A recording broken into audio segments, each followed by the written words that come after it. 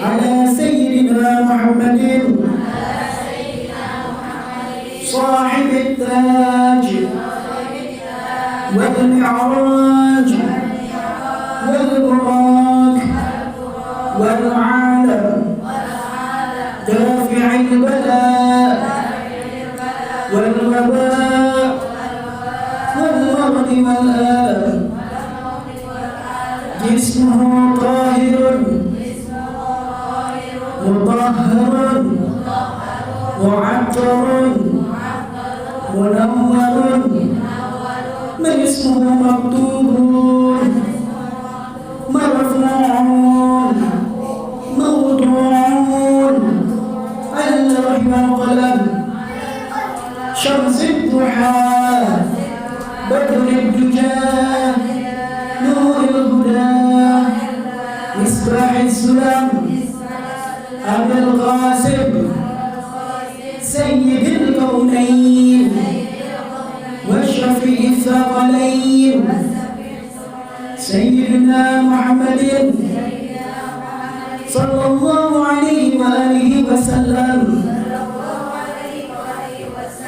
سيد العرب والعجم نبي الحرمين محبوب عند رب المشرقين والمغربين فيا أيها المشتاقون إلى رؤيا جماله صلوا عليه وسلموا تسليما اللهم صل وسلم. Bismillahirrahmanirrahim. Assalamualaikum warahmatullahi wabarakatuh. Alhamdulillah. Allahumma shalli ala sayyidina Muhammadin salatan tudilu lana bil a'mal wa tuzilu biha 'anna jami'a asqam wal ahqar wa tudillu biha 'alaina rizqal qudra wa taqdi lana biha jami'a awtar wa tashma'u lana biha ila Allah fi dari dunya al-qarar bi rahmatika ya ghaffar ya qahhar wa 'ala wasahbihi wa sallam. Alhamdulillah, minggu kemarin kita libur karena cuaca yang sahabat muslimah ya. Minggu kemarin kita membahas tentang syafaat Nabi saat di dunia. Nah, ini sebelum kita lanjut, abdi terangkan, jangan ada yang ngobrol karena apa? Karena nanti suara kita bakal didengar di YouTube. Karena suara kita, majelis kita ini kita rekam dan masukin ke YouTube biar lebih bermanfaat ya. Jadi diharapkan jangan ada yang ngobrol ya. Nah, ini kita bahas tentang syafaat Nabi saat di barzah ya. Saudara semoga sahabat muslimah ya, bagaimana kasih sayangnya dan syafaatnya semasa hidup beliau ya. Kasih sayang dan syafaat semasa hidup beliau, kasih sayang Allah. Sekarang dengarkan bagaimana beliau kasih sayangnya di alam barzahnya saat ini. Jika kau tanya sedang di manakah Nabi Muhammad pada saat ini, tentu saja jawabannya beliau sedang berada di dalam alam barzahnya, sudah berada di alam kuburnya Nabi Muhammad ya. Allah Subhanahu wa taala berfirman dalam Quran surah At-Taubah ayat 105, A'udzu billahi minasyaitonir rajim wa qul ya'malu fasayarallahu 'amalukum wa rasuluhu wal mu'minun wa satraduna ila 'alimil ghaibi wasyahadati fayunabbi'ukum bima kuntum ta'malun. Dan katakanlah kepada umatmu wahai Nabi Muhammad, berbuat baiklah kalian, sesungguhnya apa yang kalian lakukan semua akan dilihat dan diketahui oleh Allah dan Rasulullah. Semua yang kita lihat, semua yang kita lakukan akan dilihat oleh Allah dan Rasulullah serta orang-orang yang beriman. Kemudian kalian akan dikembalikan kepada Allah yang Maha mengetahui segala yang gaib maupun yang nyata, dan Dia akan diperlihatkan dan kita akan diperlihatkan semua yang telah kita lakukan, yang kalian lakukan itu. Dalam At-Taubah ayat 5, Allah memberitahu kita dalam ayat ini bahwa apapun yang kita lakukan di muka bumi ini akan dilihat oleh Allah, akan dilihat oleh Rasulullah SAW. Iya, karena beliau ada untuk kita. Dan kemudian ya, dan kematian bukanlah penghalang untuk tetap mengetahui dan mengawasi keadaan kita umatnya. Sebab baginya kita adalah yang terpenting, bahkan sebelum kewafatannya. Saat Israil datang untuk mencabut nyawanya, sesudah berpamitan terlebih dahulu, mohon izin terlebih dahulu, Nabi bertanya kepada malaikat Jibril yang saat itu datang mendampingi malaikat Israil. Wa man li ummati ba'da Jibril, jika aku meninggal dunia, siapa untuk umatku wahai Jibril? Jika aku meninggal dunia, siapa untuk umatku wahai Jibril? Dan malaikat Jibril menjawab, Inna Allah yudrika as-salam, Allah berkirim salam kepadamu wahai Nabi Muhammad, dan menyampaikan pesan bahwa engkau tak akan dikecewakan atas umatmu, dan meski umatmu adalah umat yang terakhir, kelak mereka lah yang pertama kali dilewatkan di atas jembatan Sirat sebelum umat yang lain. Bahkan pintu surga masih akan dihalangkan dari umat terdahulu sampai masuknya umatmu di dalamnya.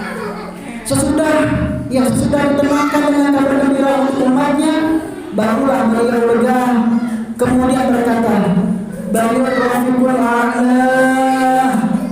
Rafiqul A'la, jika begitu segera pertemukanlah aku dengan Allah Subhanahu wa Ta'ala, Zat yang Maha Agung.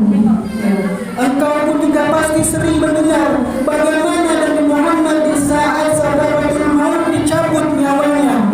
Saat beliau merasakan pedihnya sakaratul maut, beliau bertanya kepada malaikat Jibril, Afis mithli hadza sakaratul maut ummati. Wahai Jibril, seperti inikah pedihnya sakit sakaratul maut umatku? Malaikat Israil menjawab, Qad khafafna 'alaika ya Rasulullah, kami sudah meringankannya untukmu wahai Rasul. Dan Nabi Muhammad, doanya yang terakhir untuk kita, doanya yang terakhir dalam hidupnya untuk kita, Ya Allah, Allahumma faqihhu 'alayya wa khafifhu 'ala ummati. Ya Allah, ringankanlah sakit sakaratul maut umatku, dan untuk itu engkau harus memberatkan sakaratul mautku, beratkan untukku asal ringan bagi umatku. Siapa yang rela sakitnya diperberat agar sakitmu telah diringankan? Ayah ibumu belum tentu melakukan itu untukmu. Anak cucumu belum tentu melakukan itu untukmu. Ya, akan tetapi Nabimu lah yang pernah melakukan itu. Alangkah beruntungnya kita sebagai umatnya. Demikian besar kasih sayang kepada kita umatnya menjelang kewafatannya. Dan bahkan sekarang ini, jika kau tanya apa yang saat ini sedang dilakukan oleh Nabi Muhammad SAW di dalam alam barzahnya, dengarkanlah keterangan beliau yang telah beliau sampaikan dulu di masa hidupnya sebagai salah satu hadis sahih yang beliau tinggalkan untuk kita umatnya. Hayati khairun lakum wa mamati khairun lakum. Kata Nabi Muhammad suatu ketika kepada para sahabatnya, aku hidup baik bagi kalian, kelak aku wafat pun baik bagi kalian. Aku hidup baik bagi kalian umatku, kelak aku wafat pun baik bagi kalian umatku. Para sahabat bertanya, hayatukum khairun lana, hidupmu baik untuk kami itu pasti wahai Rasulullah. Namun bagaimana mungkin engkau meninggal dunia dan baik untuk kami pula wahai Rasul? Nabi Muhammad menjawab, Uridat alaiya amalukum wa ana fi qabri. Uridat alaiya amalukum wa ana fi qabri. Apa yang kalian lakukan, apa yang dikerjakan oleh umatku sesudah aku wafat nanti akan diajukan. Kelak aku wafat, di dalam alam kuburku semua yang kalian lakukan akan diajukan kepadaku, termasuk yang hari ini, termasuk yang kita lakukan pada hari ini. Nah, nanti yang ngobrol-ngobrol itu dicatat, diajukan nanti sama Rasulullah. Dia nggak serius ngaji, nah itu dicatat. Bukan saya ngomong tapi Nabi. Ya, apa yang kita lakukan diajukan kepadaku, termasuk yang kita lakukan pada hari ini sampai kepada Nabi Muhammad. Termasuk yang kamu lakukan kemarin-kemarin itu, termasuk yang kamu lakukan esok-esok hari nanti, semuanya akan sampai kepada Nabi Muhammad. Kemudian tidak hanya sekedar tahu, Nabi Muhammad berkata, "Fa'in wajadtu khairan hamidtu Rabbi." Apabila aku dapat amal perbuatan kalian baik, aku akan berterima kasih kepada Allah Subhanahu wa Ta'ala. Seperti seorang ayah ketika melihat anaknya berprestasi, ia akan berterima kasih kepada Allah. Ya Allah, alhamdulillah anak saya begitu, alhamdulillah, makasih ya Allah, kau jadikan anak saya seperti itu, alhamdulillah. Demikian Nabi Muhammad kepadamu, saudariku. Ketika kamu berbuat baik, Nabi Muhammad yang berterima kasih kepada Allah Subhanahu wa Ta'ala. Saya sering mendengar guru saya, Sayyidina Habib Ahmad bin Usman Al-Idrus, yaitu kakak tertua dari Ustazah Halimah Al-Idrus. Ketika menasihati kami, para murid-muridnya, beliau seringkali berkata, lakukanlah sesuatu membuat senang Nabi Muhammad SAW dari alam barzahnya. Lakukanlah sesuatu untuk membuat Nabi Muhammad tersenyum karenamu dari dalam alam barzahnya. Sahabat muslimah, saudaraku sekalian yang dimuliakan Allah Subhanahu wa Ta'ala, silahkan pikirkan masing-masing. Selama ini kabar apakah yang kau sampaikan kepada Nabi Muhammad? Apakah kabar yang Nabi Muhammad terima darimu yang membuatnya tersenyum?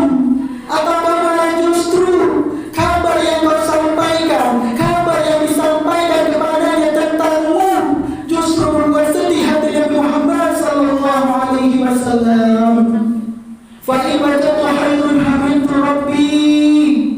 Jika aku dapatkan amal kebaikan kalian umatku, maka aku akan berterima kasih kepada Allah. Fa in wajadtu khairan zalim.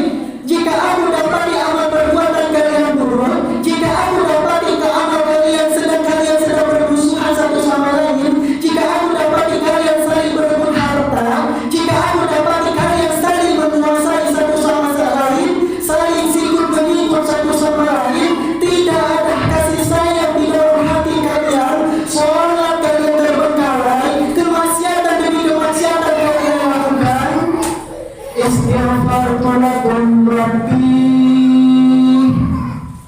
aku akan berusaha memohonkan ampun untuk kalian, kata Nabi. Aku akan berusaha memohonkan ampun untuk kalian. Alhamdulillah, diamanahkan bagi kita Nabi sesayang Nabi Muhammad sallallahu alaihi wasallam.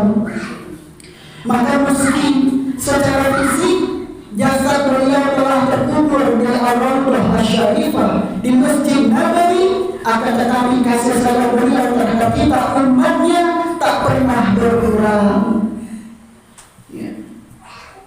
Tak pernah berkurang.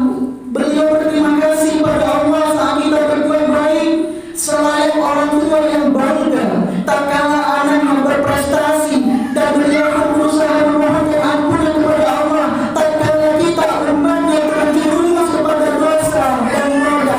Iya, meskipun wajah beliau yang mengkhawatirkan keadaan umatnya tak dapat lagi terlihat oleh matamu. Iya, meskipun tenaga tangannya belum ada, kita tak mampu lagi kita memandangnya, akan tetapi di alam sana beliau tetap melakukan semua hal itu untuk kita.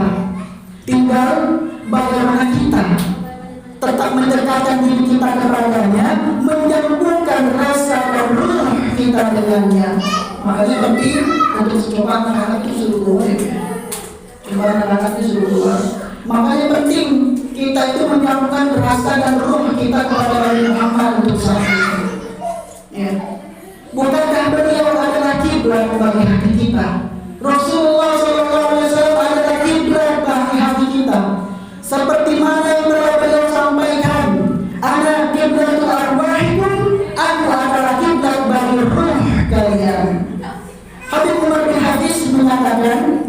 Sebagaimana sholat, ya, sebagaimana sholat tidak sah tanpa menghadapkan kiblatnya. Kamu nih, ibu-ibu nih mau sholat, tapi badan kita nggak mengarahkan ke kiblatnya. Ya, badan kita nggak menghadap ke kiblat, sholat kita yaitu Ka'bah. Maka hati kita pun dianggap tidak sah. Hati kita dianggap tidak sah, tidak diterima oleh Allah Subhanahu wa Ta'ala jika hatinya dalam hidupnya tidak menghadap kiblat, tidak menghadap kepada kiblatnya. Itu baginda Nabi besar Muhammad Sallallahu Alaihi Wasallam. Jadi penting hati kita itu kiblatnya ke Rasulullah Sallallahu Alaihi Wasallam. Nah, ini saya nggak fokus banget nih jadi ini. Dek, ayo luar nih jadi bingung mau menyampaikan apa kalau isinya banget.